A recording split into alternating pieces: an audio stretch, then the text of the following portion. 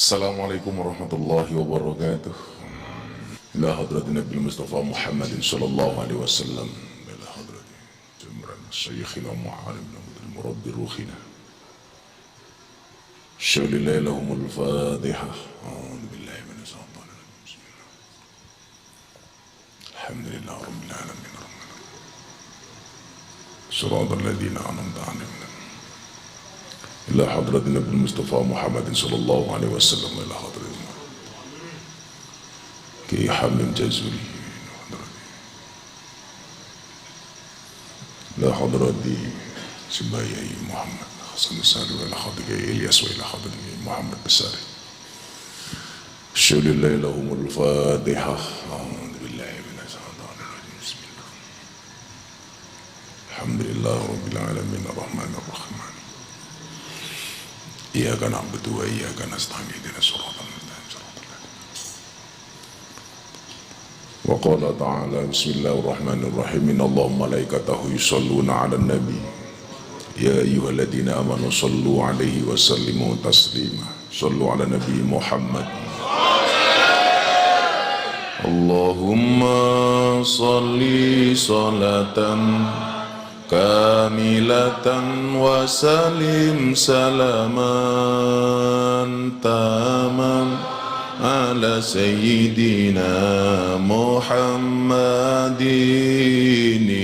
alladhi tanhalu bihil uqadu wa tanfariju bihil kurabu wa tuqadu bil hawaiju wa tunalu bihir raghaibu wa husnul khawatimi wa yustasqal ghamamu biwajhil karim wa ala alihi wa sahbihi fi kulli lamhatin wa nafasi wa nafasim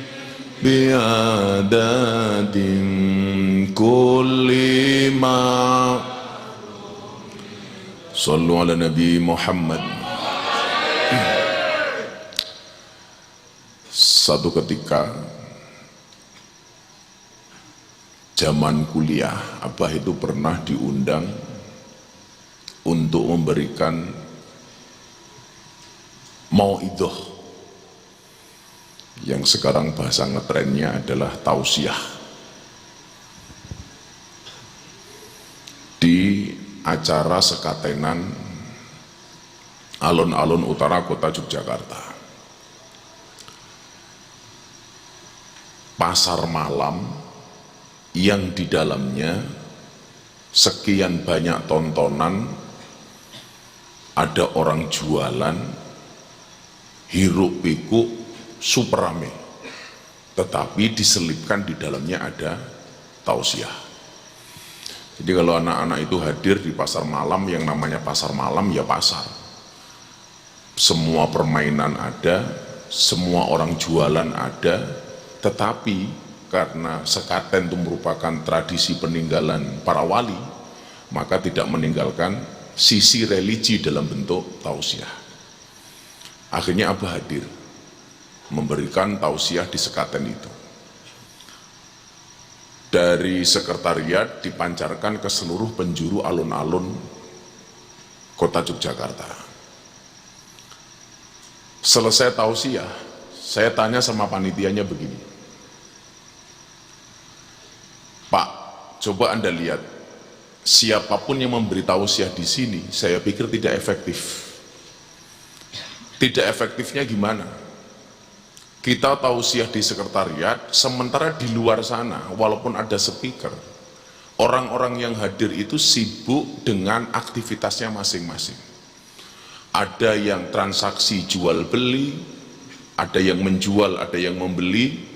Belum lagi permainan-permainan di alun-alun itu begitu luar biasa, ono tong setan lah, apalah dan lain sebagainya. orang jualan martabak lah, apapun ada. Lah kalau kayak gini fungsi tausiah itu untuk apa, saya bilang? Fungsi pengajiannya untuk apa? Atau juga nggak ada yang mendengarkan.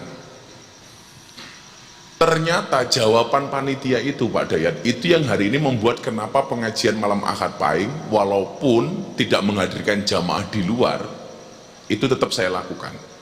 Karena inspirasinya dari tausiah di alun-alun itu. Jawaban panitianya saat itu kepada saya apa? Nyuwun sewu Gus, bapaknya bilang. Baik ada yang mendengarkan atau tidak, ada yang nyimak atau tidak, ada yang ngaji atau tidak, tetap tausiah di sekatenan harus ada. Kenapa? Yang pertama, karena ini pertanggungjawaban kami kepada para pendahulu. Karena para pendahulu kami, para wali-wali dahulu sebelum kami, mengajarkan kepada kami apa yang disebut dengan konsistensi, yang dalam bahasa agama namanya istiqomah. Ini mau ada yang mendengarkan atau tidak, ada yang mau nyimak atau tidak, tausiah harus ada di sekaten. Inilah yang namanya istiqomah, beliau bilang. Inilah yang namanya ajab. Terserah orang di luar sana mendengarkan atau tidak, nyambi dodolan, nyambi dagang, apapun itu aktivitasnya, tetapi tausiah ini harus dipertahankan. Nah, itulah alasan kenapa mujahadah malam Ahad Pahing di tengah PPKM darurat ini tetap saya lakukan, dengan catatan tidak menghadirkan siapapun dari luar sana. Kenapa? Karena disebutkan al-istiqomatu khairum min alfi karomah. Istiqomah itu lebih baik daripada 1000 keramat. Istiqomah itu lebih baik daripada 1000 kemuliaan. Orang mau punya keramat seperti apapun akan kalah dengan orang yang istiqomah. Maka malam hari ini saya sampaikan, PPKM darurat bisa menutup akses darat. PPKM darurat mungkin menutup akses laut. PPKM darurat mungkin menutup akses udara. Tetapi PPKM tidak bisa menutup istiqomah kita bermujahadah kepada Allah Subhanahu wa Ta'ala. Lah, beratnya di mana? Tentunya istiqomah itu berat. Makanya kalau kemudian diingat-ingat lagi, amal itu diterima oleh Allah, salah satunya adalah yang dilakukan secara konsisten, yang dilakukan secara istiqomah. Innalladzina qalu rabbunallah tsumastaqamu tatanazzalu alaihimul malaikatu alla takhafu wa la tahzanu wa abshiru bil jannati allati kuntum tu'adun. Orang-orang yang senantiasa melakukan segala sesuatunya karena Allah, qalu rabbunallah tsumastaqamu. Jadi dulu awal mula mujahadah ini kita buat pertama kali sekitar 10 atau 11 tahun yang lalu. Ketika saya niat untuk membuat mujahadah ini, saya sampaikan, apapun kondisinya mujahadah ini tidak akan pernah berhenti. Apapun situasinya tidak pernah berhenti, tentunya dengan catatan-catatan. Umpamane ini karena darurat PPKM, catatannya apa? Jamaah dari luar tidak kita izinkan, tetapi bisa menikmati melalui tayangan YouTube. Jadi saya mohon maaf kalau tadi ada jamaah yang datang terpaksa oleh para santri disuruh putar balik. Kenapa? Karena kita konsisten, mujahadah tetap jalan, tetapi ketaatan kepada pemerintah juga kita lakukan. Karena dalam sejarah Ahlussunnah wal Jamaah tidak ada istilah pembangkangan kepada pemerintah. Jadi kalau ada orang membangkang dengan pemerintah, jelas dia bukan golongan Ahlussunnah wal Jamaah. Makanya mungkin ini mujahadah paling sepi yang pernah ada dalam sejarah Ahad Pahing. Tapi saya bangga, kenapa? Karena ada konsistensi. Makanya malam hari ini Abah akan mengkaji satu hal. Sebenarnya yang dilakukan oleh pemerintah hari ini untuk mengatasi COVID itu termasuk rojak apa tamanni? Termasuk harapan yang diberikan kepada rakyat atau hanya sekedar angan-angan? Ini saya sampaikan bukan atas dasar kebencian saya terhadap pemerintah, tapi justru atas nama kecintaan saya kepada pemerintah. Bahwa yang you lakukan, wahai pemerintah, ini sebenarnya ada rojak harapan bagi kami para rakyat dengan apa yang kamu lakukan, atau hanya sekedar umniyah. Umniyah itu apa? Tamani. Tamani itu artinya apa? Angan-angan. Santri bisa nggak membedakan antara rojak dengan tamani? Apa itu harapan? Apa itu angan-angan? Coba santri sing wani jawab, apa bedone rojak karo tamani? Apa bedone harapan karo angan-angan? Saya kira takon saya. Lak santri pengen ngerabi umpamane saiki artis sing ngetop ki sapa? Saiki artis cewek sing ngetop ki sapa umpamane? Sapa? Andin. Tadi bunda itu di kamar bilang, bah rambutku kayak Andin ya. Andin ki ya sapa? Aku ngbatin Andin kok pesek. Saya itu nggak tahu Andin dikatakan cinta itu apa, nggak paham. Saya kira apa? Artis yang paling ngetop siapa? Siapa pun? Lucinta Luna. Wah. Kalau Lucinta Luna itu jelas Laura, lanang orang itu orang. Siapa mau Andin? Siapa sing paling ayu menurut saya katakan santri. Artis yang paling ayu menurut santri siapa? Jalan rupa-rupa codot dijawab. Rupa-rupa codot. Artis yang paling ayu siapa? Siapa? Oh bunda bukan artis. Bunda bidadari hatiku. Artis siapa li? Rasa isin siapa? Menurutmu yang paling ayu siapa?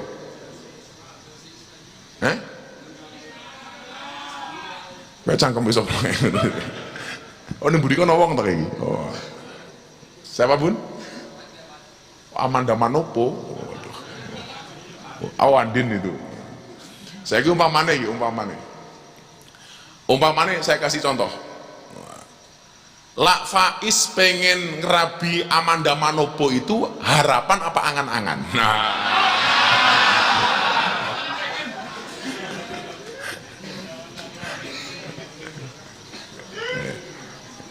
Nih. Umpama Soleh pengen ngerabi Anyara Geraldine umpamane.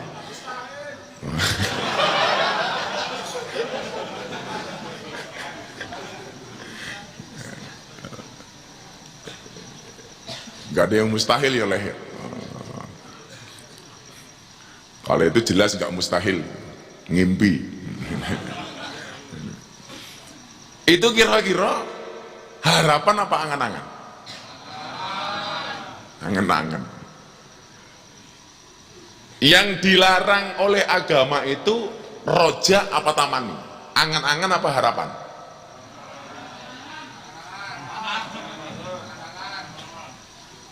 Yang nggak boleh itu angan-angan. Makanya ada istilah tulul amal. Artinya apa? Panjang angan-angan. Jadilah kaya Faiz pengen ngerabi Amanda Manopo itu lah podo karo cecak nguntal cagak. Gitu.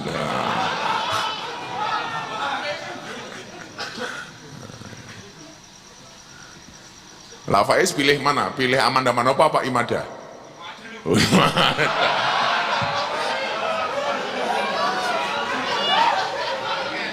Angel. Imada ini bocah sing ditebus kok Imada ya bocah-bocah kan ini. Tapi Allah itu maha adil loh. Faiz itu harus tahu. Allah itu maha adil. Soleh itu harus tahu. Allah itu maha adil. Anaknya Nabi Adam itu kan dikawin silang karena keadilan Allah. Jadi yang laki-laki cakep dinikahkan dengan cewek yang jelek. Kalau laki-lakinya jelek, ceweknya cakep. Kan kayak Soleh, Faiz ini kan wajahnya jelek toh. Insya Allah istrinya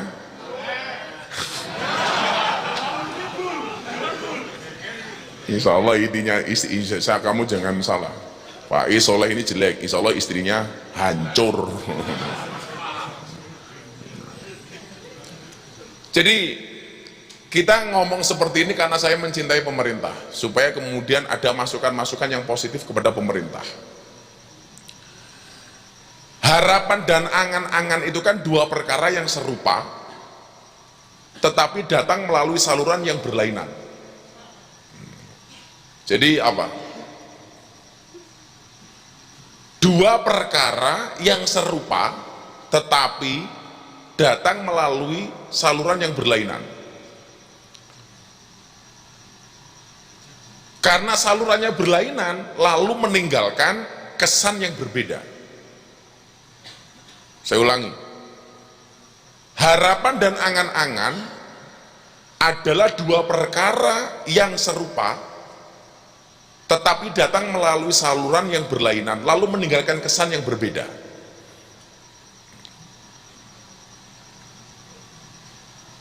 Harapan itu namanya ar-roja.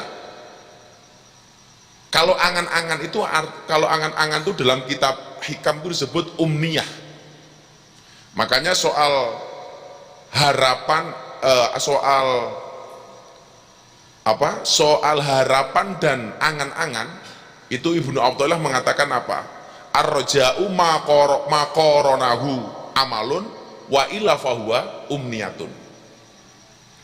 Harapan adalah sesuatu yang diikuti oleh amalan. Jikalau tidak, maka ia hanyalah angan-angan. Saya ulangi, ar-raja maqoronahu amalun wa illa fahuwa umniyatun. Harapan adalah sesuatu yang diikuti oleh amalan. Jikalau tidak, maka ia hanyalah angan-angan. Itu beda antara roja dengan umniyah. Ar-roja atau harapan memberi daya hidup bagi seorang hamba dengan keinginan positif untuk beramal ibadah. Sedangkan angan-angan adalah sifat negatif, di mana pelakunya punya keinginan besar tapi tidak mau melakukan apapun. Pertanyaan Abah, itu roja apa tamani? Itu harapan apa angan-angan? Lah mau perbandingannya Faiz karo Amanda Manopo iki kaduwen, Pak. Saiki Faiz karo Imada. Faiz duwe niat pengen ngerabi Imada. Tapi orang lamar tidak melakukan action apapun. Itu roja apa tamani? Tamani. Jangankan kok niat loh. Wong Faiz delok tok aja itu udah angan-angan kok itu. Karena yakin Faiz sama Taman itu beda pemikiran. Faiz mikir Imada, Imada mikir soleh. Oh mikir bulo. Kok selirane ireng-ireng. Bunda sini aja sayang. Sini ya. Kalau kamu terlalu jauh itu angan-angan, bukan roja.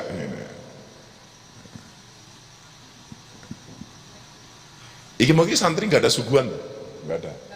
Oh nanti makan. Santri itu kan mujahadah sama makannya, pilih makannya.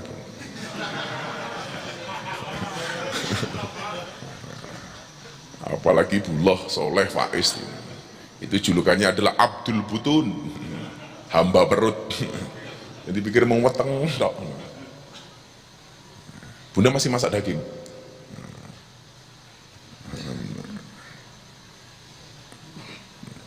Jadi kalau orang punya keinginan besar tapi tidak melakukan apa yang diinginkannya, tidak melakukan apapun, itu jadinya hanya lebih seperti mimpi atau lamunan saja.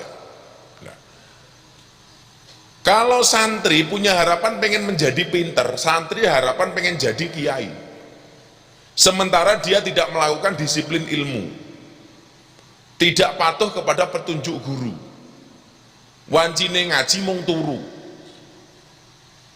diajak ngaji ra gelem, diajak sinau malah turu, ustadz teko ditinggal lunga, gaweane mung turu tok. Begitu tangi turu, bikin status di WA, akan indah pada waktunya. Ngono ki santri ngono ki ya ono. Oh jamet. Jamet itu yang mana jamet itu? Met? Kamu anak mana, Met? Kenapa? Oh, Solo. Solo. Kok rupamu rupa-rupa Arab no? Arab cemas. Kamu punya keturunan Arab, Met? Oh, Madura. Madura. Ciri khas Madura itu satu, ngeyelan. Teman-teman Abah Madura kan banyak, ngeyel toh. Jadi ada orang Madura beli mobil VW dari Jogja dibawa ke Madura. Waktu itu belum ada jembatan Suramadu, jadi masih naik kapal. Kapal Surabaya Madura. Begitu masuk kapal, mobil VW-nya itu mogok, nggak bisa starter. Akhirnya kap depan itu dibuka, langsung dia teriak, inna lillahi wa inna ilaihi roji'un. Dek, kenapa Cak? Mesinnya hilang, Dek. Kapnya dibuka depan, nggak ada mesinnya. Akhirnya dia pindah ke belakang, buka kap depan. Alhamdulillah subhanallah, Dek, untung mesinnya double. Lah goblok, sedingin mobil VW itu lah mesinnya yang buri. Manis jawab, waalaikumsalam, Dek. Saya belum ngomong, tahu dia kalau saya Madura. Lah cangkem mungkin kita bro.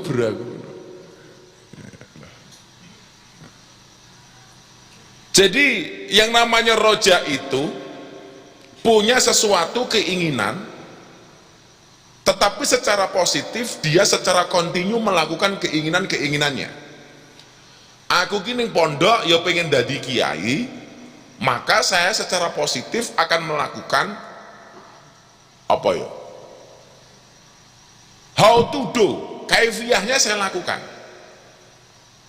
Maka dia punya energi positif. Sementara yang namanya umniyah atau tamani angan-angan itu, dia punya keinginan tetapi tidak ada amalan untuk mewujudkan keinginannya. Pengen sugih tapi ragilem usaha. Pengen urip kepenak, pengen mangan enak tapi ragilem nyambut gawe. Lah ini penyakit, itu namanya tulul amal. Itu jelas, itu bagian dari umniyah, bagian dari tamani. Maka orang-orang yang berakal harus menggunakan akalnya. Dia harus introspeksi, harus bermuhasabah. Hasibu qabla an tuhasabu. Ittaqullah wal tangdur nafsu ma qaddamat lighad. Lah kira-kira aku koyo ngene iki iso dadi kiai apa ora ya? Maka dari dulu introspeksinya Abah itu keberatan kalau Abah dipanggil kiai. Proses kalian di pondok itu proses belajar. Sementara dulu prosesnya Abah di pondok itu bukan proses belajar, tetapi proses tabarukan. Proses tabarukan. Kalau kalian di pondok seperti di tempat kita ini, kegiatan belajar mengajar itu jelas disusun dengan rapi. Hari ini ngaji ini bersama ustadz ini, besok ngaji ini, dan kemudian kalian mengikutinya. Kalau dulu kan Abah enggak ada kesempatan untuk itu. Waktunya habis digunakan untuk tabarukan kepada kiai dan pondok. Pagi hari yang lain mulai berangkat siap-siap ke sekolah, habis subuh mereka sudah ngaji. Teman-teman Abah itu di kelas ngaji secara klasikal, ngaji kitab dan lain sebagainya. Yang lain ngaji, Abah harus masuk kandang ayam. Karena punya tanggung jawab harus ngopeni 20.000 ayam telur. Siang hari, kalau masuk sekolah pasti Abah terlambat. Karena harus punya tanggung jawab kandang. Siang hari yang lain istirahat makan siang, Abah harus kembali ke kandang karena ayam telur itu sehari makan 2 kali, pagi dan siang. Sore hari habis asar yang lain istirahat atau olahraga atau ngaji, Abah kembali ke kandang. Kalau pagi makan pitik, siang makan pitik, kalau sore itu 2 kemungkinan, ngambil telur ayam atau nimpal telek ayam. Habis maghrib sampai habis isya, yang lain kembali sekolah klasikal di pondok. Abah nggak ada jadwal untuk itu. Yang dilakukan apa? Tabarukan di dalam kiai. Dulu yang namanya santri dalam itu yang ngurusin dalam toh. Makanya Abah nggak mau kalau di sini seperti itu. Nggak ada kesempatan. Karena kebetulan kiainya sangat dekat dengan Abah. Jadi semua aktivitas di pondok, di rumah dalam itu yang suruh handle itu Abah. Dulu belum ada sanyo. Jadi kalau kiai mau mandi itu harus nimbak ke kiai, di jeding, ngisi jeding. Yang kita lakukan apa? Membersihkan kamar mandi kiai, ngeresiki jeding, kemudian ngisi jeding dengan air untuk mandi. Air untuk mandi. Habis sisa, dalam kiai banyak tamu. Kewajiban Abah untuk membuatkan wedang tamu, untuk nyuguh tamu. Makanya dulu kan Abah pernah praktek dari santri-santri lawas itu, bagaimana cara nyuguh tamu dengan menggunakan kaidah kitab taklim. Dulu tak kasih contoh di sini. Karena Abah risih kalau ada santri nggak bisa nyuguh tamu. Abah ngetawain santri yang membuat kopi sampai kopinya bludak-bludak, akhirnya cangkirnya kotor. Loh, cara nyuguh tamu saja itu dibahas di agama kita ini. Bagaimana kemudian posisi sing tinggu nggowo wedangi jenenge apa? Nampan ini bahasa Indonesia apa? Nampan kok lengser gitu. Baki. Kalau di mukanya Faiz itu bukan baki tapi daki.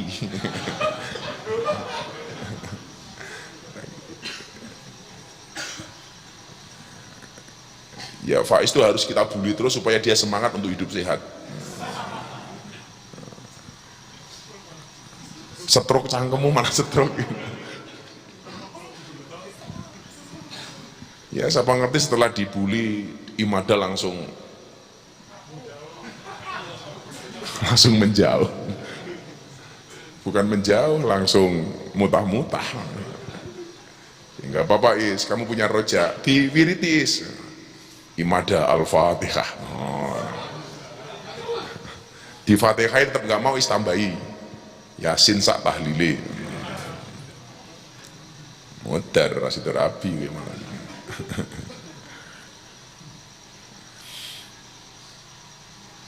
Jadi posisi orang bawa makanan dan minuman itu yang benar, iki santri sing biasa nyuguh wedang. Posisi nggawa minuman di atas baki, di atas nampan, di atas lengser, itu posisinya di bawah mulut atau di atas mata. Ayo, ada kok. Posisinya begini. Oh, ngene kae, kaya bocah-bocah sing radong kuwi. Ngene iki atau begini. Posisinya itu begini, apa begini? Di atas apa di bawah? Apa nutupi moto? Ada santri ke susu itu nggawane ngene iki. Lak motomu mau tutupi baki, kuwi lak ora ngerti dalan. Kuwi nubruk-nubruk gitu loh. Makanya kan banyak ya kalau yang biasa dari ngaji Abah itu sering kejadian, Bun. Jadi mau bawain minuman Abah ke panggung itu biasanya gini, ya kayak numplek wedangi itu loh. Karena apa? Karena posisi bakinya itu nutupi moto. Jadi begini nih, lagi ini kenapa dulu? Kayak emang baki ini tok itu. So, malah ketumplaan kopi matamu lah malah repot itu. Jadi posisinya itu seharusnya di atas mata. Fungsinya apa? Aku bingung nuki diajari kok. Saya ngajari Abah dulu kayak gitu itu almarhumah Ibu Siti Maskuroh, istrinya ayah, istrinya Kiai Sudi Mubarok. Jadi saya diajari sama beliau. Caranya gue wedang ini loh. Fungsinya apa? Fungsinya itu kenapa baki atau nampan ini berada di atas mata? Satu, supaya pandangan kamu kepada jalan itu tidak tertutup dengan baki. Yang kedua, makanan dan minuman ini kalau di atas mata nggak di bawah mulut, kue ora kelebus karo cangkemmu. Gitu. Kalau kamu nggawane ngene nggih kopi ini radi tutup. Kowe nggawa kopi apa nyuguh ngene. Ndelah nganggo wahing barang. Wah, nganggo ngeces. Wah, ya berarti lah Abah mau berkahi cangkemmu tuh gitu. Wis ora bener ngono. Dulu ini diajari kayak gitu. Cara nggawe wedang, cara nyuguh tamu. Lah santri-santri saiki ora. Lah ana tamu itu malah fokusnya itu bukan bagaimana gawe wedang, bukan bagaimana nyuguh. Ngenteni turane tamu. Makanya pisang satu ndun ning pendopo ya hilang. Jadi malam takbiran ada pisang ning kene satu ndun. Siangnya bunda pengen makan, ora ono satu pun gitu. Diuntal codot-codot kuwi anu. Ini jamet apa buloh gitu. Jadi balik tadi ke rojak sama tamani tadi. Ketika orang mempunyai rojak, dia punya harapan, maka dia akan senantiasa menggunakan akalnya untuk mengevaluasi apa yang telah diperbuatnya. Aku lah pengen dadi kiai, lah carane mung koyo ngene kira-kira pantes ora ya dadi kiai. Aku nyantri mondoke mung koyo ngene kok, masa aku sudah dadi wong gede. Gitu. Sama halnya di sini kita ada Mas Dayat pengusaha. Kira-kira aku mau kerja koyo ngene luntang-luntung, ono target nggak saya lakukan, ada proyek nggak saya garap, apa ya kira-kira untuk hasil. Itu orang yang mempunyai harapan dan dia senantiasa menggunakan akalnya untuk mengevaluasi diri, apa yang telah diperbuat dan apa yang akan dia perbuat. Itu namanya rojak. Sementara orang yang tamani itu, orang yang mempunyai angan-angan tapi nggak pernah melakukan itu, senantiasa memperturutkan hawa nafsunya dan menggantungkan diri kepada angan-angannya tanpa arah yang jelas alias kosong. Kalau dia punya akal, orang yang roja menggunakan akalnya untuk mengevaluasi setiap yang dilakukannya. Sementara orang yang tamani atau yang mempunyai angan-angan, dia hanya memperturuti hawa nafsunya. Alas, ngene sok dadi wancine dadi kiai. Wis. Rasa ngaji aku sok mulai ning kampung wis paling pinter. Wong ana kalane lho, Bun, ning pondok iki goblok, tapi mulai kok pinter dhewe. Soalnya apa? Ndelas sak desa ora ana sing mondok. Contohnya siapa? Soleh gitu loh. Soleh ini neng desane jadi kiai. Kula neng pondok, nek neng desane wis suruhane Al Mukarram. Jadi begitu neng kampungnya Soleh panggilannya Sohibul Fadilah wal Karamah wal Maksiyah.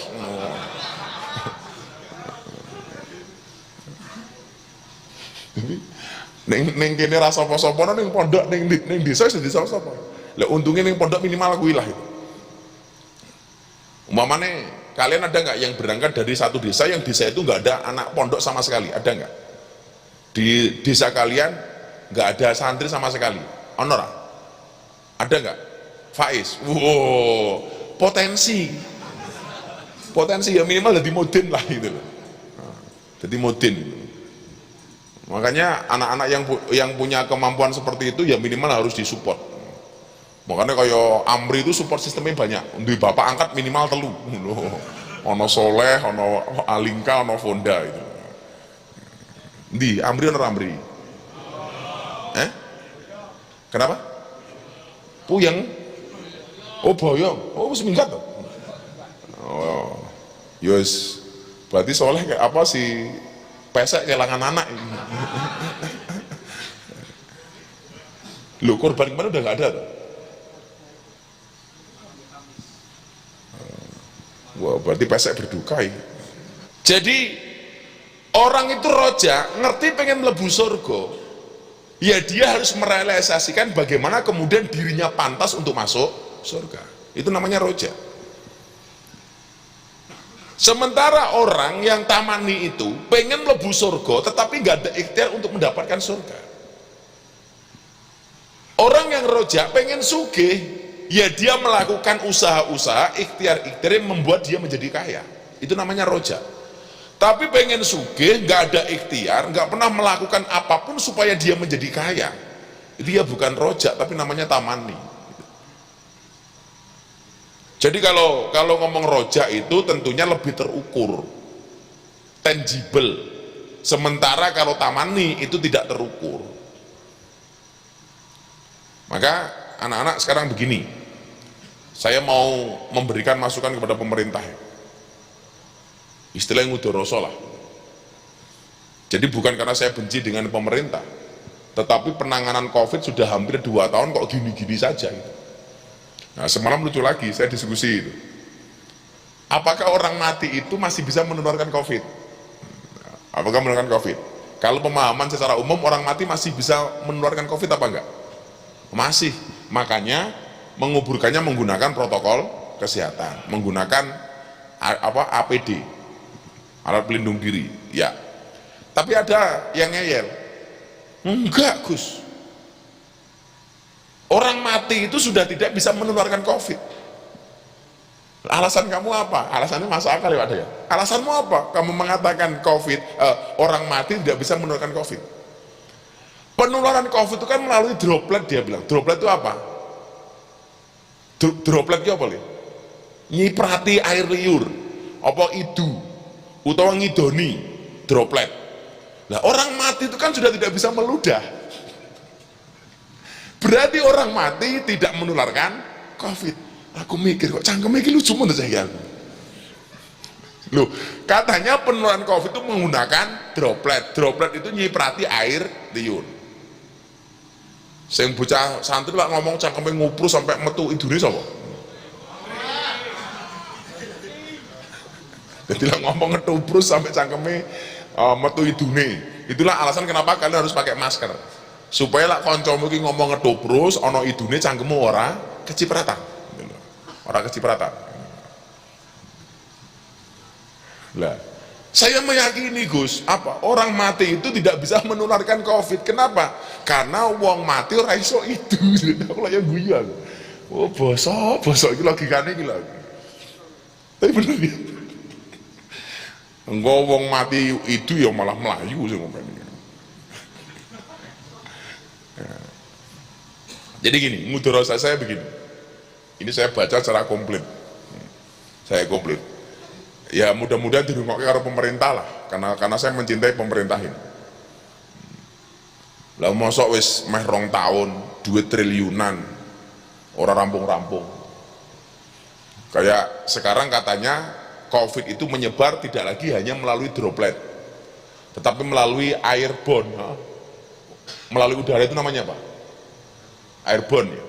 Makanya kenapa kita tidak boleh melepas masker dan lain sebagainya, karena sekarang katanya Delta itu yang dari India itu, mutasi corona menjadi model Delta itu menyebarnya melalui udara. Jadi ini ngomong-ngomong, mana ono sing tertular di sini, ada yang positif, kuwi deltane mabur-mabur. Golek cangkem sing ora ono maskere. Tipune cangkeme jamet.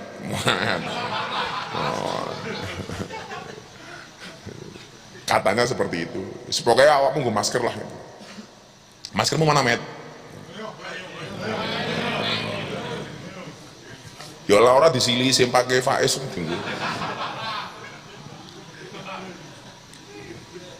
Ya ini ngudoroso bab COVID ya. Mudah-mudahan segera pemerintah diberikan kekuatan untuk menyelesaikannya, amin. Jadi kita lihat banyak langkah dan kebijakan pemerintah dengan berbagai jurus sudah dilakukan sampai sekarang masuk tahun kedua, hampir 2 tahun, dan kondisinya belum ada tanda-tanda membaik, bahkan cenderung tambah kronis. Kemarin tuh di Jogja yang meninggal gara-gara COVID berapa Pak Dayat? 97. Yang COVID hampir 2000, yang positif setiap hari. Kita baru ngomong Jogja tok. Besok sore itu Abbas 4:30 itu ada rapat terbatas dengan Pak Menteri Perhubungan dengan teman-teman Muhammadiyah, tokoh agama dari NU. Abbas diminta untuk memberikan masukan dan teman-teman dari Muhammadiyah atas bertambahnya COVID di Yogyakarta, terutama di Bantul. Makanya tadi ada jamaah dari Bantul langsung kita tolak. Oh sudah nanti dulu. Dan ini Abbas sampaikan kenapa? Karena PPKM darurat dengan nutup jalan itu kan idealnya COVID harus menurun. Maka kenapa saya bilang ini kok PPKM darurat itu belum ada hasilnya? Bukan berarti gagal ya. Nanti Abah ngomong gagal malah disenain oleh pemerintah. Bukan gagal. Kok belum maksimal? Idealnya PPKM darurat itu apa? Covid-nya menurun, ekonominya bertahan. Nah yang terjadi hari ini apa? Covid-nya tetap naik, ekonominya ambiar. Untung li, abah karo bunda ki mampu ngopeni santri sak menembane tiap hari masih bisa makan enak. Betul enggak? Coba kamu bayangkan pondok-pondok lain yang menggratiskan santrinya dan dia tidak punya kemampuan. PPKM nggak pernah dapat sumbangan dari negara. Kira-kira momen dasar apa? Momen. Untungnya abah dan bunda ini nggak usah disumbang oleh negara, bisa ngopeni kalian. Makanya kalau ada orang teriak-teriak, ini kami negarawan, kami yang ngurusin negara. Kondisi didelok dhisik. Dalam undang-undang disebutkan fakir miskin dan orang tidak mampu dipelihara oleh negara. Harusnya yang memelihara kalian yang nggak mampu-mampu itu negara. Ternyata di Ora Aji, kalian yang harusnya menjadi tanggungan negara ditanggung oleh pondok. Berarti yang menjalankan amanah undang-undang itu siapa? Abah apa orang pemerintah? Abah. Ayo, kalau mau jujur loh ini. Fakir miskin, anak terlantar, orang tidak mampu dipelihara oleh negara. Kalian nemu pondok Ora Aji menggratiskan semuanya. Berarti apa? Abah ini meringankan beban negara. Dan PPKM darurat seharusnya apa? Orang-orang seperti kalian itu mendapat subsidi dari pemerintah. Untungnya abah mampu, nggak perlu disubsidi, kalian tetap hidup, mangan tetap enak. Bahkan bakar daging urung mateng iso dimplok.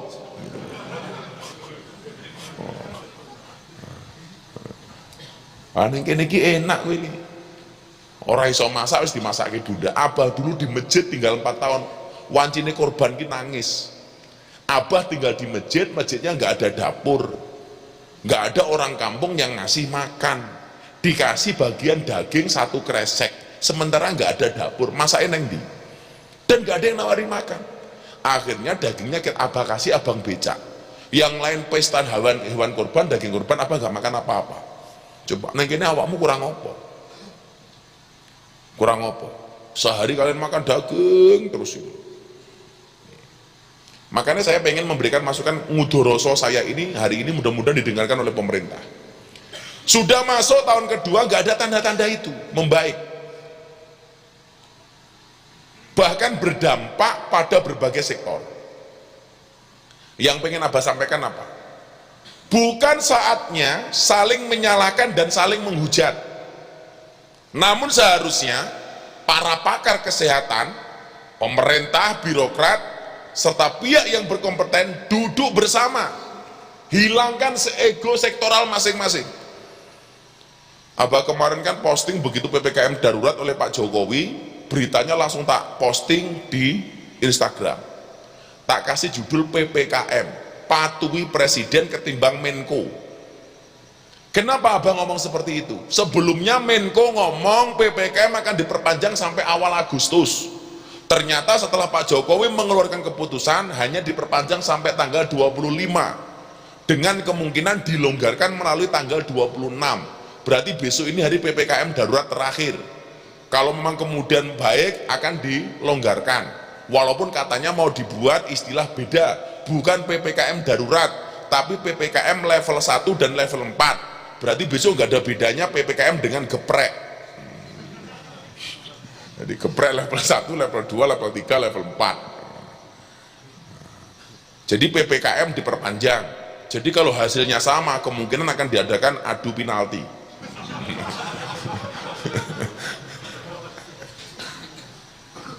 Jadi itu ya, bukan saatnya lagi saling menyalahkan, saling menghujat.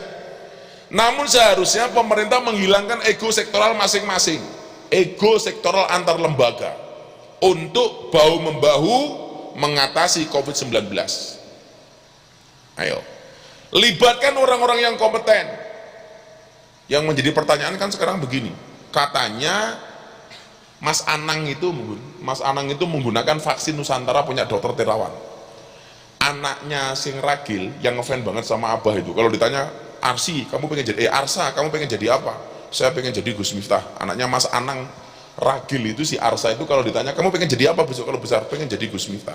Itu kemarin dia positif, tapi dikeloni sama Mas Anang dan lain sebagainya, Mas Anang nggak tertular.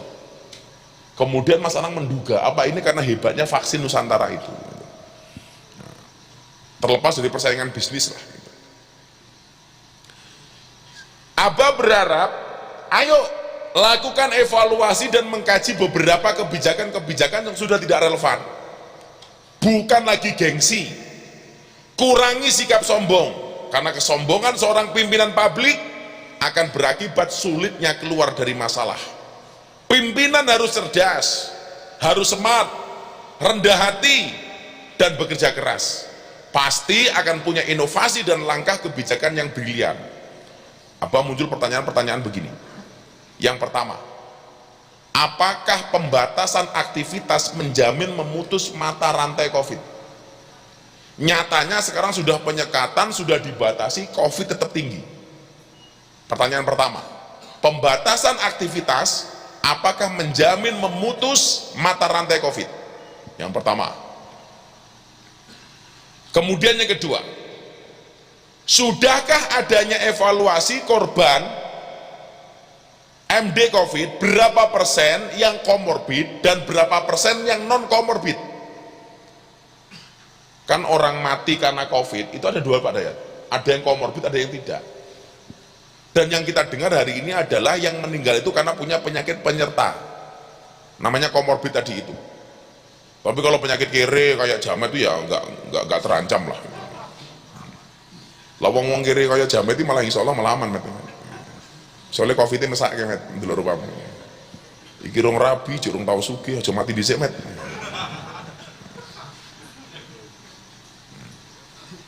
Sing nyenengi COVID, sing nyenengi si Faiz adalah Imadar rabine karo Jamet. Wah, Faiz dendam banget tuh, santet met. Tetap ganteng gue ya Is. Cangkemmu. Ganteng Faiz lah sing delok wong kira.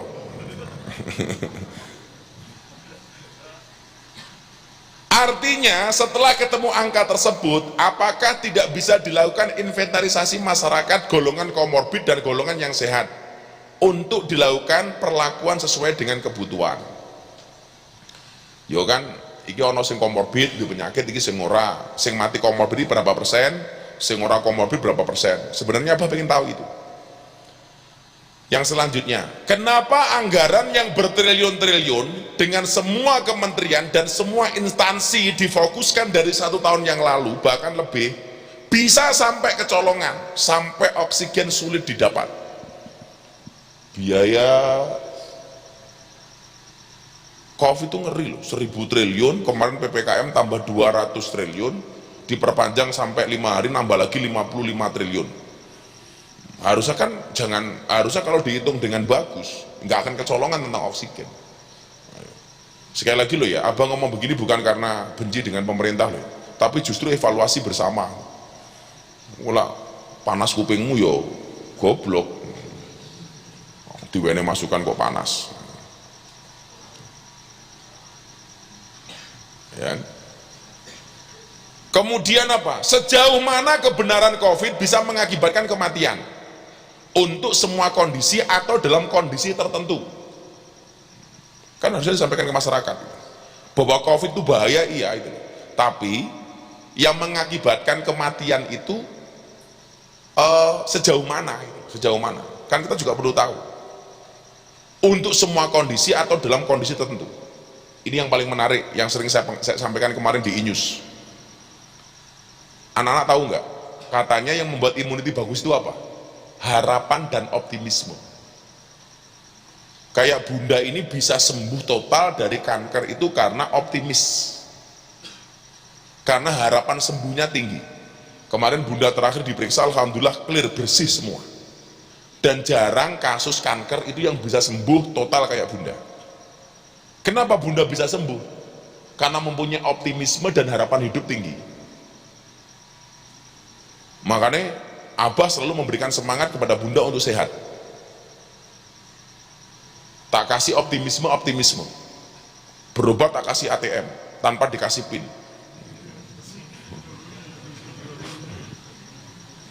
Bun, pantesan panas. Ono kipas lagi urip kok goblok santri.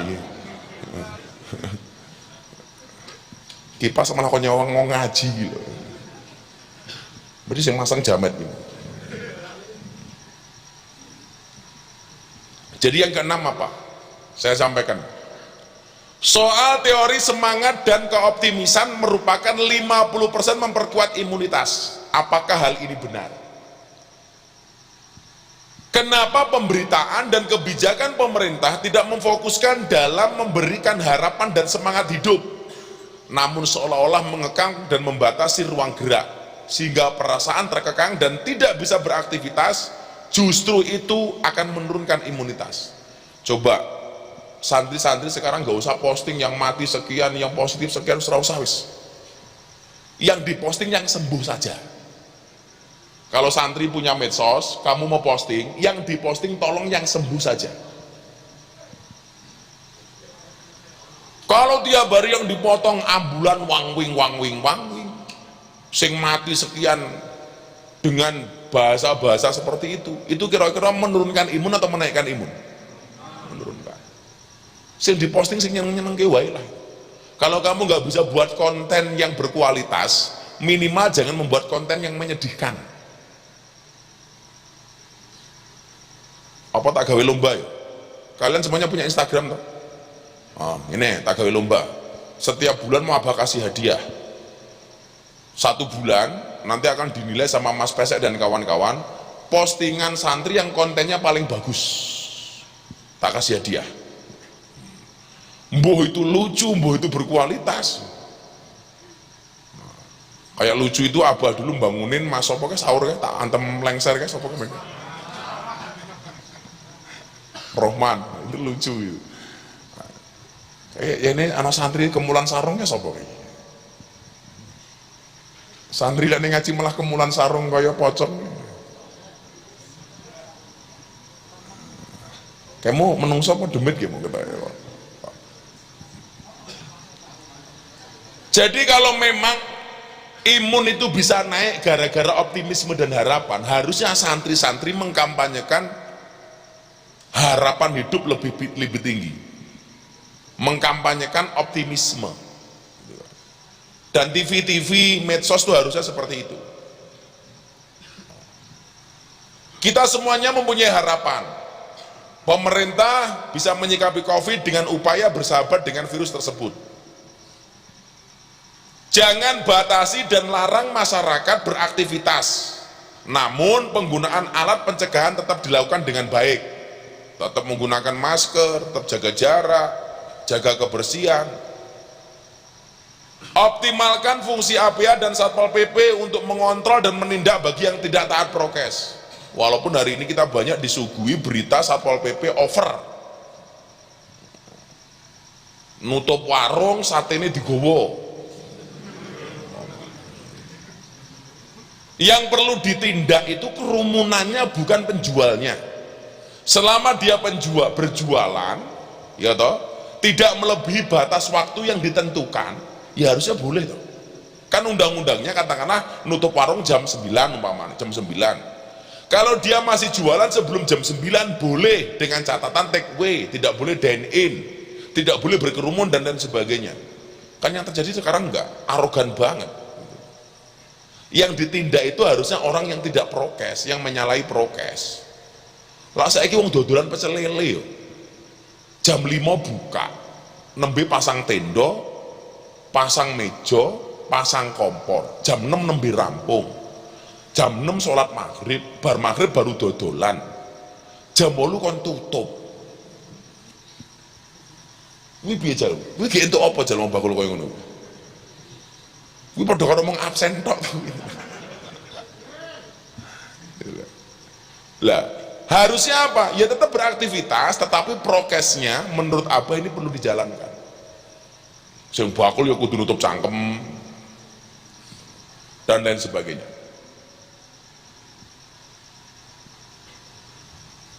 Untuk menguatkan imunitas dan ketahanan ekonomi, jangan menerapkan kebijakan untuk memenjarakan masyarakat, karena kenyataan itu tidak efektif. Kayak kemarin coba, bakul di penjara didenda 5 juta.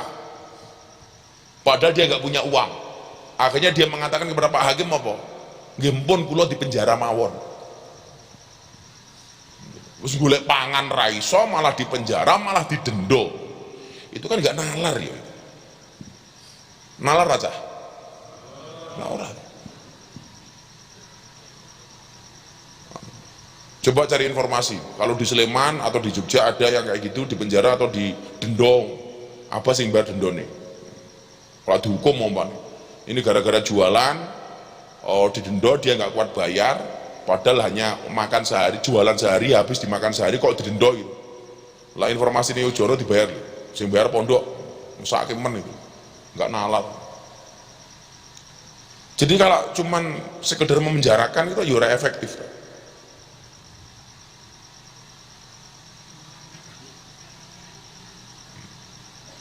Maka sebelum ini besok diputuskan apakah PPKM darurat diperpanjang atau tidak, coba pemerintah please lihat efektivitasnya. Lihat efektivitasnya. Gara-gara PPKM darurat ternyata COVID tetap naik, ekonomi ambiar, orang rugi triliunan, ekonomi mati. Harusnya idealnya diberlakukan PPKM darurat itu, COVID-nya menurun, ekonominya bertahan. Tapi kenyataan yang terjadi, COVID-nya tetap naik, ekonomi ini ambiar. Lah aku yang ngoraji enak, serasa mikir. Kayak kita pikir-pikir sing wong tuane serang duwe. Kira-kira uripmu ning pondok karo kowe ning omah enak ndi? Ayo ngomong sing enak ning omah takon minggat saiki, ayo minggat takon. Ayo dijawab sing banter. Kowe ning omahmu melu wong tuamu karo uripmu ning pondok kira-kira luwih enak ndi? Kayak sapa sing ngomong ning omah? Ayo sing cah pondok sing ngomong enak ning omah saiki mulya, tak sangoni. Wis minggat ngono. Tapi coba orang-orang yang di luar sana, orang-orang yang nggak mampu dan sebagainya. Sekali lagi, dear pemerintah, saya sangat mencintai Anda sebagai pemimpin-pemimpin kami. Besok apakah PPKM darurat diperpanjang atau tidak, tolong diperhatikan usulan-usulan rakyat. Bahwa menurut saya sampai hari ini PPKM tidak efektif. Saya tidak mengatakan gagal, tapi tidak maksimal. Tidak maksimal. Buktinya COVID tetap tinggi, sementara ekonomi kita hancur. Rakyat tidak bisa beraktivitas, tidak bisa makan dan minum. Bantuan-bantuan dari pemerintah belum bisa masuk kepada rakyat secara maksimal. Banyak orang yang tidak mendapatkan bantuan. Dan lain sebagainya. Lah kewajibanmu sebagai santri ndongake pemerintah, moga-moga pemerintah kuat dan oleh solusi. Orang mau sekedar maido tapi tidak memberikan solusi. Ini pada yang nonton di YouTube ini yang hadir hanya anak-anak pondok, tidak ada orang luar. Tidak orang luar. Ya paling orang luar iki ya sapa? Budak sepeda. Budak sepeda ra ngaji mau golek mangan. Padahal bunda ra masak, modar. Mulih. Yes, dengar bareng-bareng. Mudah-mudahan bangsa Indonesia kuat. Mudah-mudahan pemerintah dengan segala keterbatasannya diberikan kemampuan oleh Allah Subhanahu wa Ta'ala untuk menghadapi pandemi ini dan pandemi segera berakhir. Amin Allahumma amin. Al-Fatihah. Shalatul ladzina an'amta 'alaihim. Bismillahirrahmanirrahim. Allahumma shalli ala sayyidina Muhammad wa ala ali sayyidina Muhammad walhamdulillahi rabbil alamin.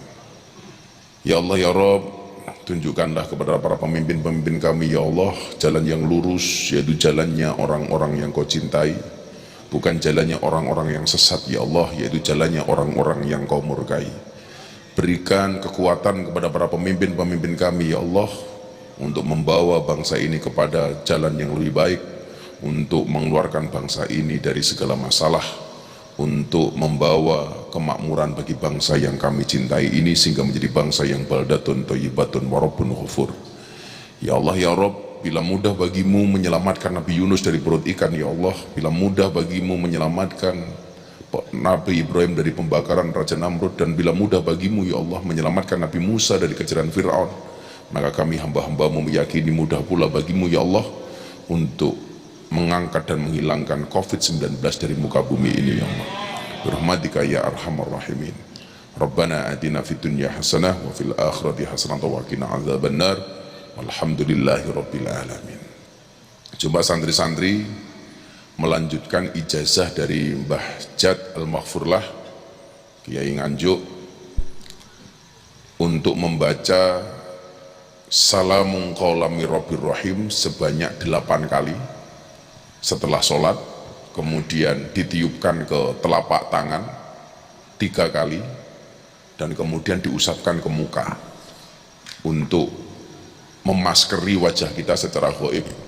Selain masker batin selain masker yang kita pakai itu, ditambah dengan masker gaib untuk menutupi wajah kita dari COVID-19. Jadi Salamun qawlam mir rabbir rahim dibaca 8 kali, kemudian ditiupkan ke telapak tangan 3 kali dan diusapkan ke muka. Coba dibaca bareng-bareng. Bismillahirrahmanirrahim. Salamun qawlam mir rabbir rahim. Salamun qawlam mir rabbir rahim. Salamun qawlam mir rabbir rahim. Salamun qawlam mir rabbir rahim. Salamun qawlam mir rabbir rahim. Salamun qawlam mir rabbir rahim. Salamun qawlam mir rabbir rahim. Salamun qawlam mir rabbir rahim.